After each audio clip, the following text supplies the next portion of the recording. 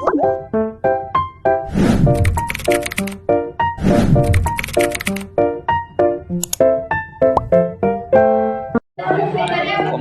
adalah perangkat elektronik yang menerima, menyimpan, dan memproses data menjadi informasi secara matematis atau logis sesuai dengan serangkaian instruksi yang diprogram. Komputer generasi pertama tahun 1940 sampai 1956. Perangkat komputer yang pertama ternyata dikembangkan untuk desain pesawat dan peluru kendali. Komputer generasi pertama ini digagas oleh Konrad Zuse, seorang insinyur asal Jerman. Komputer menggunakan tabung hampa udara sebagai sirkuit dan drum magnetik untuk memori. Komputer generasi pertama juga mengandalkan mesin Loiseau, yaitu level bahasa pemrograman paling rendah yang bisa dimengerti oleh komputer.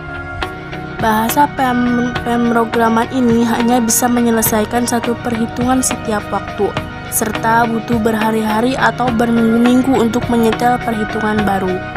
Berikut ciri-ciri komputer generasi pertama tahun 1940 sampai 1956. Sirkuit masih menggunakan tabung hampa atau vacuum tube. Program hanya dapat dibuat menggunakan bahasa mesin atau mesin Loiseau. Menggunakan konseptual program dengan memori utama magnetic crystal.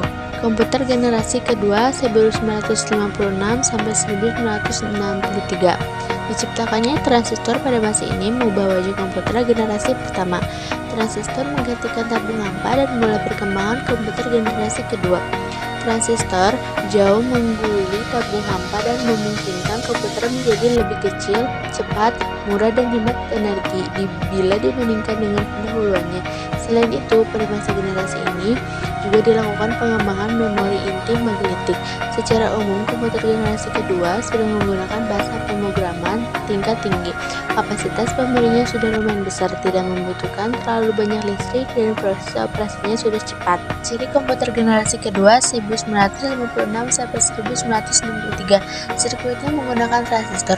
Program bisa dibuat dengan bahasa tingkat tinggi atau thin level Loiseau seperti Fortran. Kapasitas memori utama sudah cukup besar dengan pengembangan magnetic crystal. Komputer generasi ketiga 1964 sampai 1971. Pengembangan integrated circuit menjadi penanda komputer generasi ketiga. Dalam pemakaian komputer generasi kedua, transistor membuat komputer jadi cepat panas. Hal ini yang menyebabkan komputer generasi kedua mulai ditinggalkan. Kemudian pada tahun 1958, Jack Billy menciptakan integrated circuit chip atau IC. IC ini merupakan kepingan kecil yang mampu menampung banyak komponen menjadi satu. Jadi komputer pada generasi ketiga menjadi lebih kecil, cepat, dan murah. Pada masa ini memungkinkan juga untuk dipasarkan ke khalayak umum.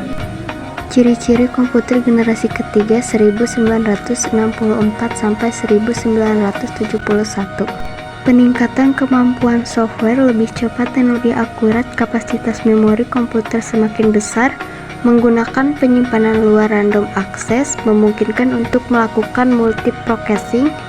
Penggunaan daya listrik yang lebih hemat. Visual display terminal. Komputer generasi keempat 1971 sampai sekarang. Mikroprosesor menjadi terobosan dalam mendatangkan komputer generasi keempat dengan menyatukan ribuan bits ke dalam satu keping silikon. Komputer generasi pertama yang besarnya sehingga bisa mengisi seluruh ruangan.